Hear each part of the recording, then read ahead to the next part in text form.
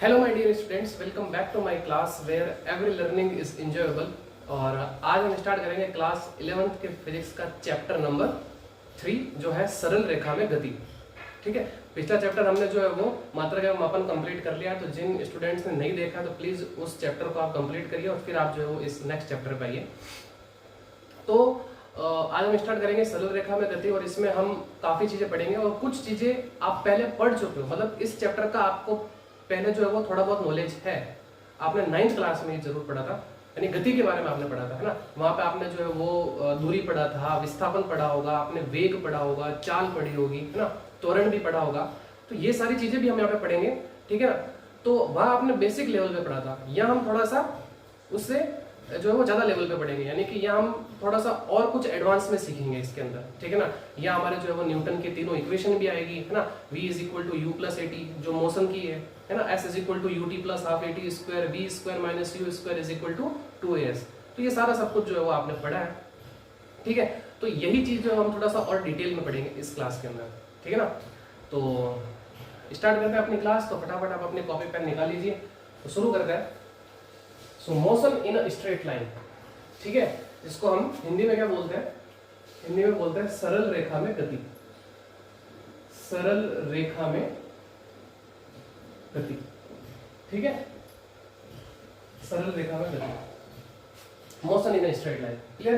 तो सबसे पहले हम इस चैप्टर पे आने से पहले हम कुछ चीजों को पढ़ते हैं, ठीक है ना, कि हमें मोशन के बारे में क्या क्या चीजें पढ़नी है। तो उससे पहले, मोशन से पहले हम आएंगे यांत्रिकी पे, कि यांत्रिकी क्या है। आगे बात समझ में, जिसको मैकेनिक्स बोलते हैं, इंग्लिश में क्या बोलते हैं, इसको मैकेनिक्स बोलते हैं, ठीक है, मैकेनिक्स, क्लियर। तो मैकेनिक्स या हम बोल सकते हैं यांत्रिकी क्या है, तो भौतिक विज्ञान की वह शाखा है जिसमें हम किसी वस्तु या कण की गति का अध्ययन करते हैं। आगे बात समझ में, तो भौतिक विज्ञान की वह शाखा है जिसमें हम किसी वस्तु या कण की गति का अध्ययन करते हैं, वो क्या कहलाता है, यांत्रिकी कहलाता है। क्लियर है यहाँ पे, ओके। अब ना यांत्रिकी जो है वो आपके पास में आगे फिर 3 पार्ट में डिवाइड किया गया है, 3 कैटेगरी में डिवाइड किया गया है। तो यांत्रिकी सबसे पहले आप क्या बोलते हैं उसको, स्थितिकी। फर्स्ट है स्थितिकी, सेकंड है गतिकी और थर्ड भी गतिकी है, लेकिन इन दोनों में डिफरेंस है। वो इंग्लिश में आपको बताता हूं मैं क्या। इसको बोलते हैं हम काइनेमेटिक्स, इसको बोलते हैं हम डायनामिक्स। आगे बात समझ, दोनों ही गति का पार्ट है, क्लियर। तो हमने क्या किया, इसको 2 पार्ट में अलग अलग कर दिया, इसको काइनेमेटिक्स बोलते हैं, उसको डायनामिक्स बोलते हैं, और यह है स्थितिकी। तो स्थितिकी तो आप सिंपल समझ गए कि जब हम किसी वस्तु की गति का विराम अवस्था में अध्ययन करते हैं, यानी कि कोई वस्तु विराम अवस्था में है तो उस पे हम अगर उसकी हम जो गति का अध्ययन करें तो उसको हम क्या बोलते हैं, स्टैटिक्स बोलते हैं, क्लियर। नाउ काइनेमेटिक्स क्या होता है कि किसी वस्तु की गति का कारण पता न होने पर उसकी गति का अध्ययन करना क्या कहलाता है, काइनेमेटिक्स कहलाता है, क्लियर। यहाँ पे क्या है कि वस्तु की गति का कारण पता न होने पर जब हम उसकी गति का अध्ययन करते हैं उसको हम क्या बोलते हैं, काइनेमेटिक्स बोलते हैं। और किसी वस्तु की गति का कारण पता होने पर हम अध्ययन करते हैं उसको हम क्या बोलते हैं, डायनामिक्स बोलते हैं। आगे बात समझ में, क्लियर। तो ये था आपके पास में स्टैटिक्स, काइनेमेटिक्स और डायनामिक्स। आगे बात समझ में, जो क्या है, यांत्रिकी का पार्ट है। और यांत्रिकी में हम क्या चीजें सीखते हैं, किसी वस्तु की गति का अध्ययन करते हैं उसको हम क्या बोलते हैं, यांत्रिकी बोलते हैं, क्लियर है यहाँ तक, ओके। नेक्स्ट पॉइंट पे आइए। नेक्स्ट हमारे पास में विराम अवस्था। अब विराम अवस्था क्या, नाम से डेफिनेशन निकलती है कि यदि कोई वस्तु या कण समय के साथ, ध्यान रखना, समय के साथ अपनी स्थिति में परिवर्तन न करे तो वह वस्तु विराम अवस्था में कहलाती है, क्लियर। खूब सारे एग्जांपल हो सकते हैं, जैसे कि मैंने एग्जांपल लिखा क्लासरूम में ब्लैक या व्हाइट बोर्ड। ये व्हाइट बोर्ड ले लो, ये अपनी जगह फिक्स है, ये समय के साथ में ये जो अपनी जगह को चेंज नहीं कर रहा है, तो उसको हम क्या बोलते हैं कि ये विराम अवस्था में है। आगे बात में, जैसे कि टेबल हो गया, आगे बात में चेयर हो गई, तो ये सब क्या आपके पास में विराम अवस्था में है, क्लियर। तो ये था, मतलब आज की क्लास जो है ना हमारे पास में वो बिल्कुल बेसिक क्लास है। आगे बात में, जिसमें हम जो है वो गति के जो है वो प्रकार भी पढ़ेंगे, गति क्या होती है, गति के प्रकार पढ़ेंगे, आगे बात समझ में। और फिर उसके बाद हम जो है वो दूरी और विस्थापन भी पढ़ेंगे और उससे रिलेटेड एक एग्जांपल करेंगे, ठीक है। कल की क्लास में हम चाल और वेग भी पढ़ेंगे और हो सकेगा तो हम त्वरण भी पढ़ेंगे। तो आज की क्लास बिल्कुल बेसिक है, ठीक है, इंट्रोडक्शन है इस चैप्टर का, ये समझ लो, ठीक है। तो बेसिक चीजें पता होनी चाहिए, फिर हम आगे बढ़ेंगे तो न्यूमेरिकल आएंगे, ठीक है ना, तो वहां प्रॉब्लम नहीं आनी चाहिए। तो समझ गए विराम अवस्था क्या है, क्लियर। सो पॉज करिए वीडियो को, पहले नोट करिए, फिर हम आगे बढ़ते हैं, गति क्या होती है और गति के प्रकार क्या होते हैं।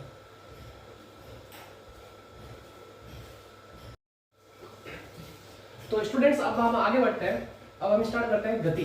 तो गति क्या चीज है कि यदि कोई वस्तु या कोई कण अपनी स्थिति को समय के साथ परिवर्तित करे तो वह वस्तु या कण गति में कहलाती है।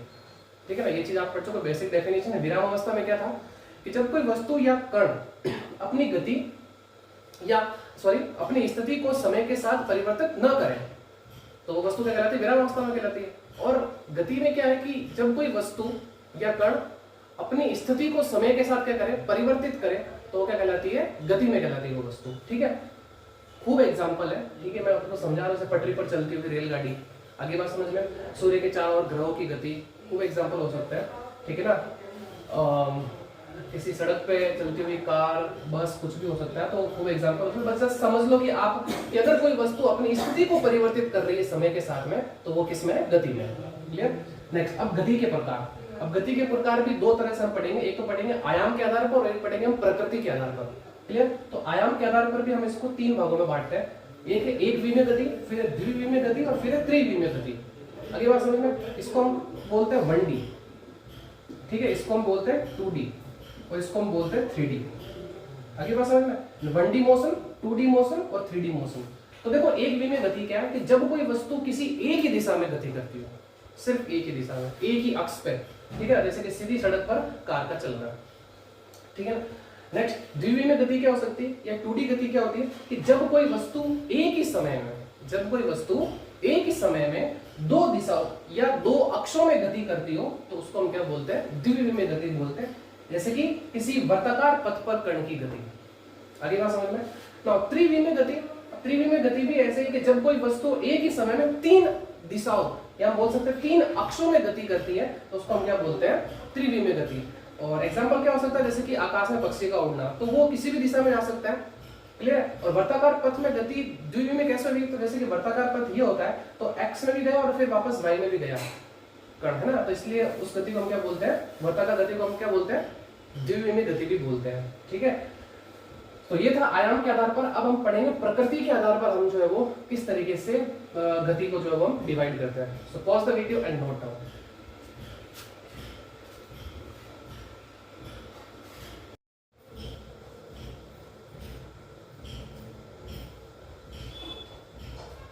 सो स्टूडेंट्स, अब बात करते हैं हम प्रकृति के आधार पर जो है वो गति को हम किस प्रकार से विभाजित करते हैं। तो प्रकृति के आधार पर जो है वो ये तीन प्रकार से होती है। पहला आपके पास में सरल रेखीय गति, दूसरा है वर्तुल गति और तीसरा आपके पास में कंपन या दोलन गति। तो सरल रेखीय गति क्या होती है कि यदि कोई वस्तु एक बिंदु से दूसरे बिंदु तक विस्थापित होती है तो वह वस्तु की ये कौन सी गति कहलाती है, सरल रेखीय गति कहलाती है। जैसे किसी वाहन की गति है ना, तो वो एक बिंदु से दूसरे बिंदु तक चली गई, तो इसका मतलब इस प्रकार की गति को हम क्या बोलते हैं, सरल रेखीय गति बोलते हैं। क्लियर है यहाँ? ओके। नाउ अब बात करते हैं हम वर्तुल गति।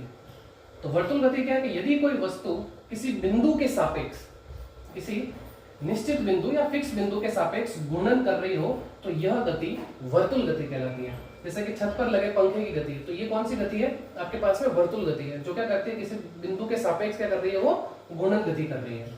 ठीक है, उसको हम बोलते हैं वर्तुल गति। नेक्स्ट आपके पास में कंपन या दोलन गति।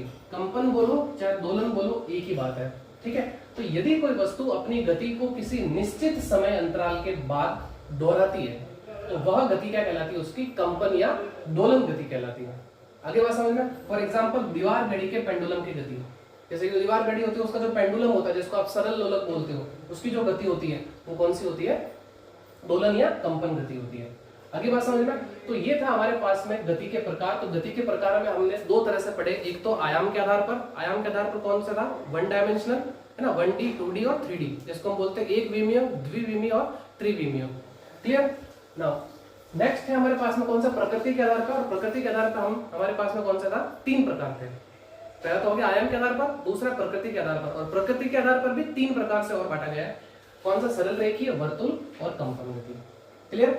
ओके, अब स्टार्ट करते हैं हम नेक्स्ट हमारा टॉपिक जो है दूरी। अब दूरी क्या चीज है, तो वैसे आप पढ़ चुके हो इसके बारे में, लेकिन डेफिनेशन लिख लेते हैं कि किसी कण द्वारा, किसी कण या वस्तु द्वारा, किसी कण या वस्तु द्वारा निश्चित समय में तय की गई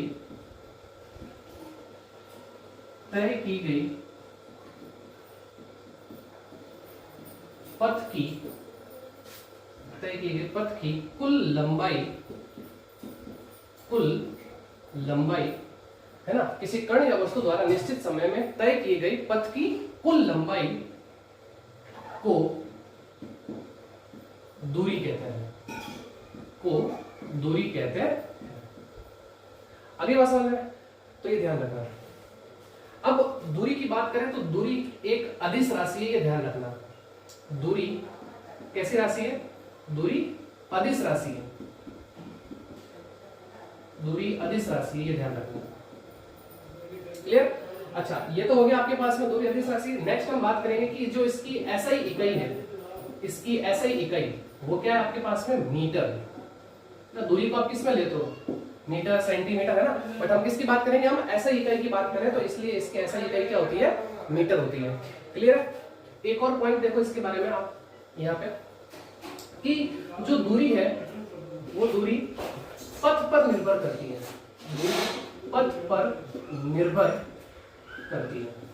ये भी ध्यान रखना। दूरी जो है वो पथ पर निर्भर करती है।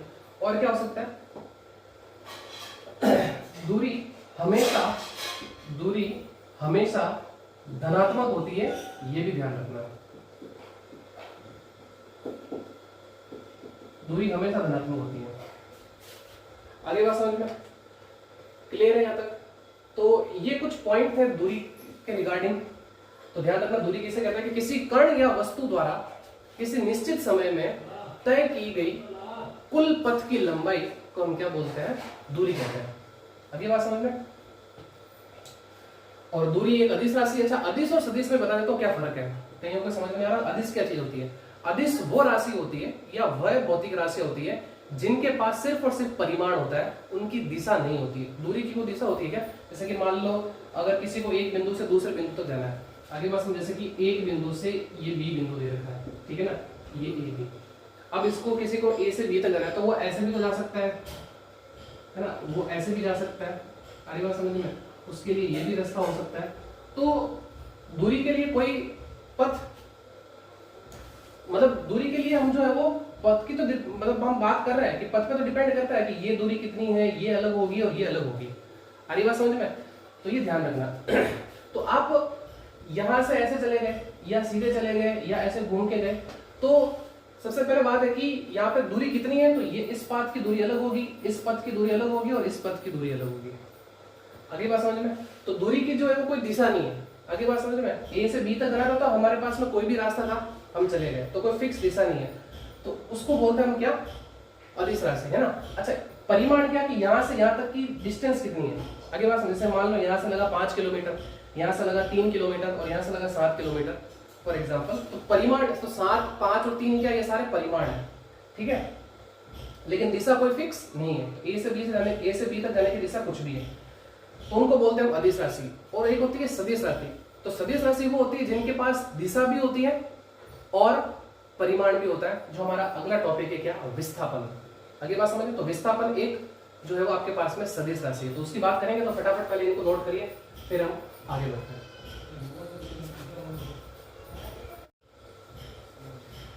ऑल राइट, अब बात करते हैं हम विस्थापन की। दूरी के बारे में हमने पढ़ लिया, अब बात करते हैं हम विस्थापन की। तो देखो विस्थापन क्या होता है? तो किसी वस्तु की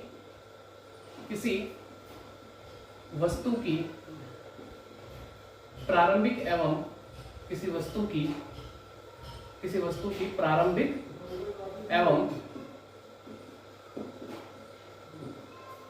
अंतिम बिंदु, किसी वस्तु की प्रारंभिक एवं अंतिम बिंदु के मध्य की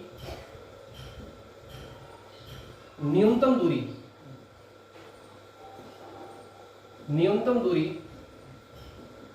को उस वस्तु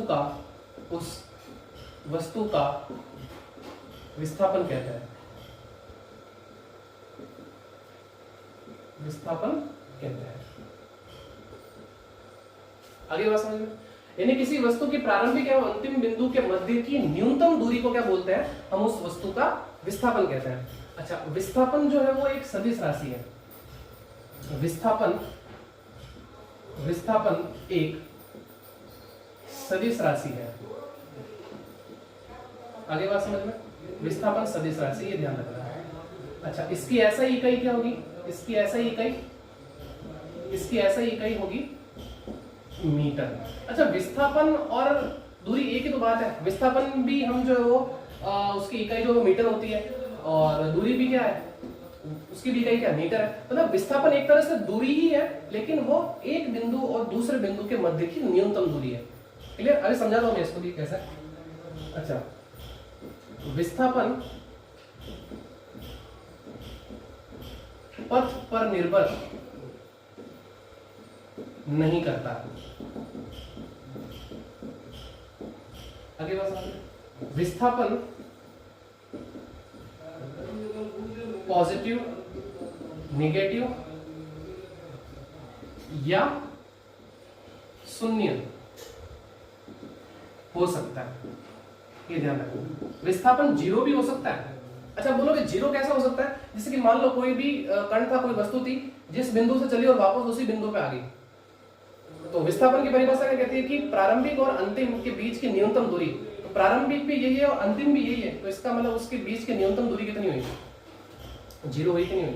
क्लियर? जैसे कि फॉर एग्जांपल यहाँ पे मैं बात कर रहा था, जैसे कि ये एक पॉइंट है ए और ये पॉइंट है बी, है ना। जैसे कि ए, अगर कोई वस्तु यहाँ से स्टार्ट हुई बी तक गई, तो ए से बी तक एक ये ऐसे चली गई, दूसरे के लिए ये इस रास्ते से गई, और तीसरे जो है वो ये इस रास्ते से चली गई। ठीक है, अब बात करते हैं कि विस्थापन। तो विस्थापन तो हमें क्या चाहिए, ए और बी के बीच की न्यूनतम दूरी चाहिए। तो ए और बी के बीच की न्यूनतम दूरी कौन सी होगी, यहां से लेके यहां तक, यही तो न्यूनतम दूरी होगी। इसी को हम क्या बोलेंगे, विस्थापन बोलेंगे। अरे बात समझ। अब कोई भी कण, चाहे वो ऐसे जाए, चाहे ऐसे जाए, चाहे ऐसे जाए, उससे हमें कोई फर्क नहीं पड़ता। हमें चाहिए सिर्फ ए और बी के बीच की न्यूनतम शॉर्टेस्ट डिस्टेंस चाहिए। तो इसका मतलब ये है कि विस्थापन जो है वो पथ पर निर्भर नहीं करता है, और विस्थापन पॉजिटिव भी हो सकता है, नेगेटिव भी हो सकता है, और शून्य भी हो सकता है। शून्य कब होगा, जैसे कि मान लो अगर कोई वर्ताकार गति कर रहा है कोई कण, है ना, जिस बिंदु से स्टार्ट हुआ उसी बिंदु पे वापस आ गया, तो इसका मतलब वो कौन सी हुई उसकी, मतलब उसका विस्थापन क्या होगा, जीरो हो गया। क्लियर? अगली बात समझ में। तो ये था आपके पास में विस्थापन। अब एक एग्जांपल करते हैं जिससे आपको दूरी और विस्थापन में और चीजें क्लियर हो। ठीक है, तो एग्जांपल देखो क्या है। यदि कोई व्यक्ति अपने घर से निकलता है, यदि कोई व्यक्ति अपने घर से निकलता है, वह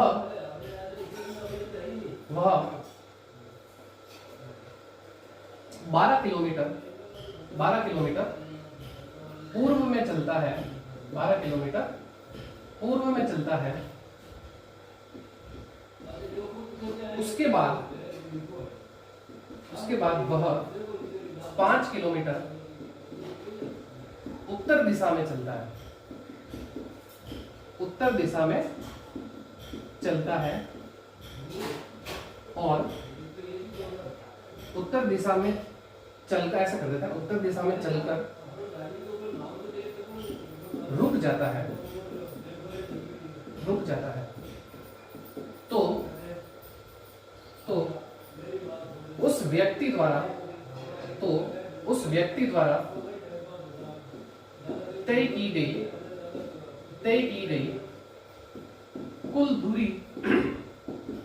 दूरी तथा विस्थापन ज्ञात कीजिए। ये बताओ आप क्या होगा। अगली बात समझ में।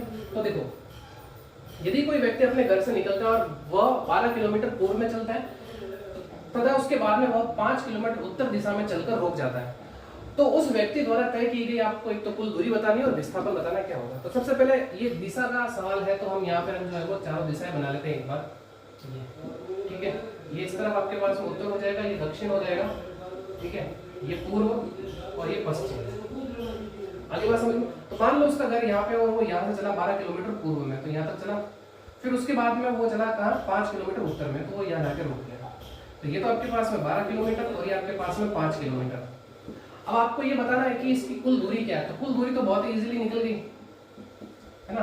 कुल दूरी 12 + 5 बराबर कितना हो गया 17 किलोमीटर। अच्छा अब बात करें विस्थापन की। तो विस्थापन के लिए आप देखो सबसे पहले, चलो विस्थापन के लिए पहले देखते हैं। यहाँ पे विस्थापन क्या होता है, प्रारंभिक और अंतिम के बीच की न्यूनतम दूरी। तो यहाँ से गया और यहाँ गया, तो हमें तो ये तो नहीं चाहिए ना, ये तो कुल दूरी हो गई। विस्थापन क्या होता है, प्रारंभिक और अंतिम के बीच की न्यूनतम दूरी। तो ये सबसे न्यूनतम दूरी होगी, ठीक है। आपको देखो यहाँ पे ये त्रिभुज दिखा होगा, समकोण त्रिभुज। और समकोण त्रिभुज जब भी बात करते हैं तो हम यहाँ पे पाइथागोरस प्रमेय लगाते हैं। तो मान लो ये O हो गया, ये A हो गया और ये B हो गया। तो त्रिभुज OAB में, त्रिभुज OAB में चलो आप इससे पाइथागोरस प्रमेय से, पाइथागोरस प्रमेय से। तो पाइथागोरस प्रमेय कहते हैं कि कर्ण का स्क्वायर बराबर आधार का स्क्वायर प्लस लंब का स्क्वायर। तो 90 डिग्री के सामने क्या होता है, कर्ण होता है। तो इसका मतलब ये हो जाएगा आपके पास में OB square is equal to OA square plus AB square, ये होता है। तो ये तो हमें निकालना है OB, तो OB square is equal to OA कितना है 12, तो 12 का स्क्वायर, ये कितना है 5, तो 5 का स्क्वायर। 12 का स्क्वायर कितना हो जाएगा 144, 5 का कितना हो जाएगा 25, 144 और प्लस 25 कितना हो जाएंगे 169। तो ये आ जाएगा आपके पास में OB स्क्वायर। तो ये OB स्क्वायर हमें OB चाहिए, तो यहाँ इसका क्या लो आप वर्गमूल ले लीजिए, यहाँ इसका वर्गमूल ले लीजिए। तो वर्गमूल लोगे तो OB बराबर कितना निकल के आ जाएगा 13। तो इसका मतलब इसका विस्थापन कितना निकल के आएगा 13 किलोमीटर। आगे बात समझ में। तो इस तरीके से जो है वो हम दूरी और विस्थापन हम कैलकुलेट कर सकते हैं। क्लियर। तो आज की क्लास में इतना ही। हमने आज की क्लास में क्या क्या पढ़ा, एक तो हमने गति के बारे में पढ़ा और गति के प्रकार पढ़े। तो गति के प्रकार भी दो तरह से, एक तो आयाम के आधार पर भी उसमें क्या था 1D 2D और 3D। फिर उसके बाद हमने पढ़ा प्रकृति के आधार पर, और प्रकृति के आधार पर आपके पास में क्या क्या थे, एक तो सरल रेखीय गति था, क्लियर। उसके बाद में दूसरा क्या था आपके पास में वर्तुल गति, और तीसरा आपके पास में कौन से कंपन या दोलन गति, उनके बारे में हमने पढ़ लिया। मतलब हमें इस चैप्टर के अंदर सिर्फ और सिर्फ सरल रेखा में जो गति है ना उसके बारे में ही डिटेल में पढ़ना है। हम लोग न तो वर्तुल गति के बारे में डिटेल में पढ़ना है, हमें न ही कंपन गति के बारे में पढ़ना है। उसके लिए हमारे पास में अलग से चैप्टर है, हम उनकी बात करेंगे। इस चैप्टर के अंदर हमें सिर्फ और सिर्फ किसी वस्तु की जो सरल रेखा में गति हो रही है उसी का ही अध्ययन करना है। Is that clear. उसके बाद हमने जो दूरी के बारे में पढ़ा और विस्थापन के बारे में पढ़ा। तो दूरी क्या है कि किसी वस्तु द्वारा निश्चित समय में पथ की कुल लंबाई को हम क्या बोलते हैं, दूरी कहते हैं। और विस्थापन क्या है, किसी वस्तु की प्रारंभिक एवं अंतिम बिंदु के मध्य की न्यूनतम दूरी को हम क्या बोलते हैं, विस्थापन बोलते हैं। दूरी एक अदिश राशि है, विस्थापन एक सदिश राशि है। दूरी और विस्थापन दोनों की कॉमन इकाई क्या है, वो है आपके पास में, मतलब दोनों की इकाई क्या है आपके पास में, ऐसा इकाई मीटर है। क्लियर। दूरी जो है वो पथ पर निर्भर करती है, जबकि विस्थापन पथ पर निर्भर नहीं करता है। क्लियर है। अच्छा, दूरी हमेशा धनात्मक होती है, कोई ऐसा नहीं बोल सकता कि मैं -5 किलोमीटर दे रहा हूं, हमेशा 5 किलोमीटर पॉजिटिव, ठीक है ना। और विस्थापन धनात्मक हो सकता है, ऋणात्मक हो सकता है और शून्य भी हो सकता है। शून्य की बात कर ली मैंने, जैसे कि एक जगह से चला और वापस दूसरी जगह पे आ गया। क्लियर। तो वो क्या हो गया, उसका विस्थापन 0 हो गया, ठीक है। और ये एक एग्जांपल मैंने आपको बनाया दिशा से रिलेटेड, है ना। मतलब इसी तरीके से जो है वो हम क्वेश्चन करेंगे। तो कुछ क्वेश्चन जो है मैं आपको होमवर्क में दे दूंगा अगले क्लास में। तो आई होप आपको आज की क्लास में मजा आया होगा। और आज की क्लास जो है वो इंट्रोडक्शन क्लास थी, ठीक है ना। नेक्स्ट क्लास में हम चाल के बारे में पढ़ेंगे, वेग के बारे में पढ़ेंगे, और टाइम मिला तो हम जो है वो त्वरण के बारे में पढ़ेंगे। क्लियर। तो आज की क्लास में इतना ही। Thank you so much.